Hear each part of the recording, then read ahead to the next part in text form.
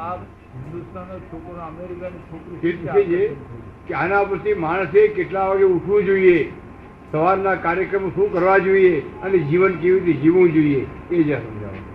એવું છે કે એક દાડો લગામ છોડી દો. શનિવાર દાડે રાત્રે લગામ છોડી દેવી. સવારે રવિવારનો દિવસ મારે કઈ ચલાવવું નથી. એ જુઓ કે ચાલે છે કે આપણે ચલાવવું પડે છે. શનિવાર દાડે આપણે છોડી દઈએ લગામ. અત્યાર સુધી લગામ ચાલી દે એટલે આપણને એમ લાગે છે હું જ ચલાવું છું. પણ જયારે લગામ છોડી દે તો ચાલે કે ના ચાલે? સવારમાં ચા નાસ્તો ના આવે. મને લાગે સવારમાં ઉઠાય જ નહીં ને. ઉઠાય નહીં. એ આ તપાસ નથી કરી. આજે એક દાડો છોડી દે ને લગામ અને તો બીજાને ખબર પડે કે આ તો ઉલટું સારું ચાલ્યું. આ લગામ પકડી તેથી જ બગડે છે. આ લગામ પકડી છે ને તે ઝાલ તો આવડતી નથી. અને જયારે ચડવાનું થાય છે, ચડવાનું ઊંચે ચડવાનું થાય છે ત્યારે એ ઘોડાઓની લગામ ખૂબ ખેંચે છે. શું કરે છે? ચડવાનું થાય ત્યારે ઢીલી મૂકવાની ત્યારે ખૂબ ખેંચે છે. એટલે લોહી નીકળેલી ઘોડાઓને. અને ઉતરવાનું થાય ત્યારે ખેંચવાનું ત્યારે ઢીલી મૂકે છે, પછડી જાય છે. થોડું ને એટલે આવડતું નથી અને લગામ પકડી ચાલે કોઈ. અને બાઈના ધણી થઈ બેઠા છે. હું બાઈ નો ધણી છું. એટલે હું કઈ જાતનો માણસ છું? બાઈ નો ધણી થયો હતું. શું ધણી થયો વેડવા થાય નહીં. એમ જોઈ પાસે મતભેદ ના પડે. ધણી એનું નામ કે મતભેદ કોઈ પડે નહીં. મતભેદ પડતા છે અમદાવાદ નો કોઈને?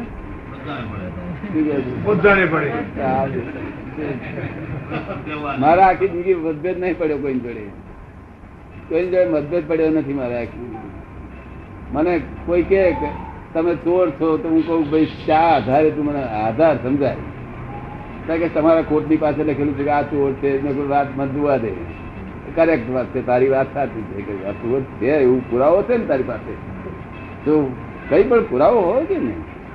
અને પુરાવા વગર કેવું તો તને છૂટ છે. કારણ તું તો તારા જાતનો માલિક છું અને જવાબદારી તને લેતા આવડે છે. અમે જવાબદાર ન થઈએ હોય તો શું બીજું પૂછવું છે અરવિંદભાઈ? સંત કૃપાથી છૂટે માયા તેવું કરો.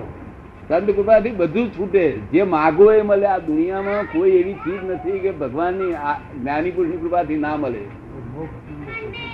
બધું મળે.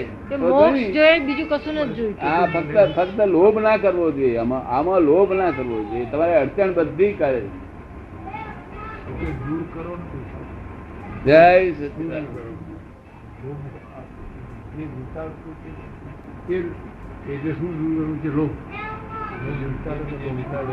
જે કઈ વિચારે છે બધું દૂર કરી આપો. જે કઈ વિચારે છે વિચારેલું છે એ બધું દૂર કરી આપો. હા, બધું દૂર કરી. તમારે દાનત ચોખ્ખી છે? મેરી છે? દાનત મેરી હોય તો કામમાં લાગે નહીં. દાનત બિલકુલ ક્લિયર જોઈએ. ખોટી ડાયરી ભરી નથી, ખોટું લખ્યું નથી. ખોટી ડાયરી ભરી નથી, નોકરીમાં ખોટું લખ્યું નથી, ખોટું લખ્યું નથી, ખોટું કઈ કામ કર્યું નથી. હા, બરોબર. અને કરવું હોય તો નહીં, કરવું હોય તો મને વાંધો નથી. મને કહીને કરો. જે નોકરીમાં કરવું હોય તો મને વાંધો નથી. કહીને કરો.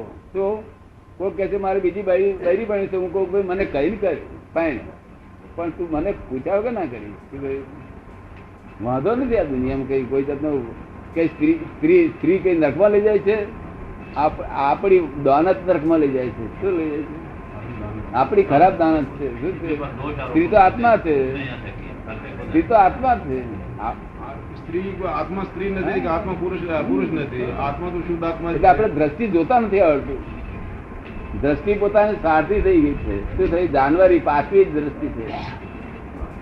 ને જો પવિત્ર દ્રષ્ટિ હોય તો સ્ત્રી તો આ લોકોની મધર છે. જેટલા દુનિયામાં ભગવાન થયા બધાની મધર કોણ? સ્ત્રી હતી. શું કહ્યું? અને સ્ત્રી ઉપર દ્વેષ કરવો એ કઈ જાતનો ગુનો? બહુ મોટો ગુનો કહેવાય. તો અને સ્ત્રીઓને અડાય નહીં. ના અમને તારા નાડું તું ના હારીશ. બીજાને અડવા દે ને. તારામાં નબળાઈ હોય તું ના હારીશ. એ બધાને જાહેર કરે. બધા અડશો નહીં. એટલે ના, તું તો નબળો મુવો છું. શું તને નબળો છે, નબળી છે એટલે તું બધાને જાહેરાત કરું છું. બધા ના આવશે એવું ના કહીશ. બધા કઈ નબળા નથી હોતા. તો પણ ખાસ કરીને લોકો ચેતવણી આપેલી કે તારું મન નબળું છે. શું કહેવાય? સમજ ભાઈ ને પોતાનું મન નબળું ના હોય તો સ્ત્રી કશું અડતી નથી, નડતી નથી. સ્ત્રી તો મધર છે. આ માતાજી અંબાજી માતા એ બધા મધર છે. બધા શું છે? પુરુષ સ્ત્રીનો ભેદ સારો અને શુદ્ધ પ્રેમ થાય તેવું કંઈક કરો. હા, આ દુનિયામાં શુદ્ધ પ્રેમ એ જ પરમાત્મા છે. Right right right. એ સિવાય પરમાત્મા બીજો કોઈ દુનિયામાં થયો નથી ને થશે નહીં. શુદ્ધ પ્રેમ, જે પ્રેમમાં ક્રોધ માન માયા લોભ કશું છે નહીં, સ્ત્રી નથી પુરુષ નથી, એ પ્રેમ એક સમાન એક સરખો રહે છે. તો સમાન એક સરખો રહે છે. ફૂલા ચડાવે તો પ્રેમ વધી ના જાય, ફૂલ અને ગાળો દે તો પ્રેમ ઘટી ના જાય. એ પ્રેમ સાચો પ્રેમ કહેવાય છે. ભગવાન પ્રેમ કહેવાય છે. એવો શુદ્ધ પ્રેમ જોઈએ છે અરવિંદભાઈ? સારા જયારે માણસ દિલ ઠરે તારા અને દિલ ઠરે તો તે દિલાવરી કામ થાય. હા, દિલ ઠરે તો ડિલિવરી કામ થાય. દિલાવરી કામ ના થાય. દિલ ઠરે તારે. આ બે પ્રકારનું દિલ ઠરવાનું. અધોગતિમાં જવું હોય તો કોઈ સ્ત્રી જોડે દિલ ઠારજે, અને ઉર્ધ્વ ગતિમાં જવું હોય તો જ્ઞાની પુરુષ જોડે દિલ ઠારજે. શું કે છે? તો તને મોક્ષે લઈ જશે. અને સ્ત્રી જોડે દિલ ઠારી તો નીચે લઈ જશે. બે જગ્યાએ દિલની જરૂર પડશે. આનામાં આપણે તો પરતંત્ર દિલાવરી પ્રાપ્ત થાય. દિલાવરી આ કાર્ય કરવામાં આપણે પરતંત્ર છીએ કે કયા જન્મનું ભોગવાનું હોય છે કે આપણો નવો કર્મ આપણે બાંધી શું કે શકીએ? છે સાહેબ? શું કે છે? આવા ખોટા કર્મ કે સારા કર્મ આપણે કરવામાં પરતંત્ર છીએ કે આપણે સ્વતંત્ર છીએ? આ જે કર્મો આપણે કરીએ છીએ એમાં આપણે સ્વતંત્ર છીએ કે પરતંત્ર છીએ? પરતંત્ર. પરતંત્ર. આ તમે આપ કહો છો કે બીજી સ્ત્રી જોડે લગ્ન કરવાનું એ દયા ભાવના સંસ્કાર મુજબ છે. આપ કહો છો બીજી સ્ત્રી જોડે લગ્ન કરો તો એ શું સંસ્કાર આગલા ભાવના છે એનામાં આપણે બાંધીએ છીએ. કે નવા આપણે બાંધીએ એ છીએ? તો હું એને મનમાં ભય કાઢી નાખું કે ભાઈ તું મનમાં એમ ના ગભરીશ કે હું આ એક બે સ્ત્રી મને નરકેલી જશે એવું ના કહીશ. તું બે પરિણીશ હોય તો એનો રસ્તો જુદો છે. લગ્ન જુદી વસ્તુ છે, આ જુદી વસ્તુ. આત્મા જુદો છે, તદ્દન જુદો છે. આ દેહની અંદર આત્મા તદ્દન જુદો છે, તદ્દન જુદો છે. જેને બેને લેવા દેવા નથી એવો જુદો છે. આ તો ફક્ત ભ્રાંતિ મનમાં એમ મનાય છે કે હું કરું છે. ભ્રાંતિ ઉભી થઈ છે, એ તો રોંગ બિલીફો ઉભી થઈ છે. હું અરવિંદભાઈ છું કે છે. શું કે છે? મારા ફેરો જતું નથી.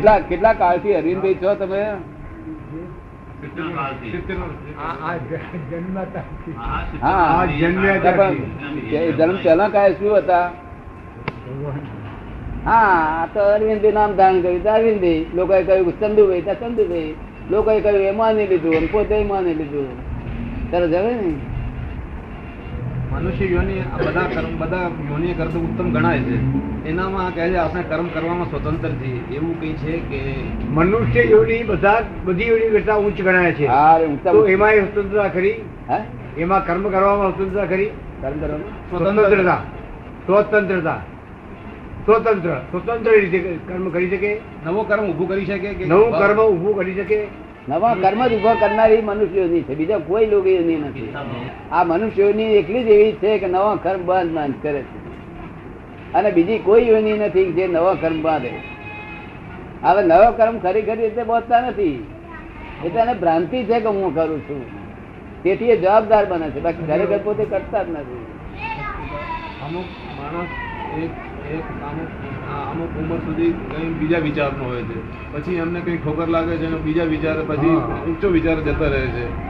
અમુક માણસ અમુક ઉંમર સુધી અમુક વિચાર ના હોય છે, અને પછી ઠોકર વાગે છે ત્યારે વળી વિચારો ફરી જાય છે અને પેલી કરણી સુધરી જાય છે.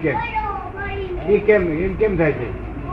જો સુધરી જાય, ઠોકર વાગે સુધરી જાય તો એની પુણ્ય જોર કરે છે, અને ઠોકર વાગે બગડી જાય તો પાપ જોર કરે છે. આગલા ભાવની કરણી? હા, બધું કરણી એ બધી પુણ્ય તમારું. આગલા ભાવની પુણ્ય કે આ જન્મની પુણ્ય કે આ જન્મની પુણ્ય કે આગલા ભાવની? ના, આ જન્મની પુણ્ય નહીં, આગલા ભાવની. આ જન્મની પુણ્ય તમારે કામ લાગે નહીં, અત્યારે કામ લાગે નહીં, એ આવતા બહુ કામ લાગશે. આ તિલક છે હજુ.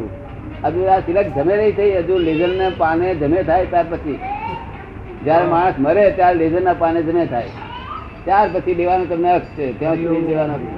આ લેઝર ના પાને જમે થયેલું છે તમારું લેવાનું. ત્યારે તો બધું છૂટી જાય. બધું મને આમ થયું કે ભાઈ વળગ્યું ને મને એવા હોય એવી હોય તારે છુટકારો થાય ને. છુટકારો પરંપરા, આ જગત ની વાતો કેવી છે? પરંપરા વાળી છે. કેવી છે?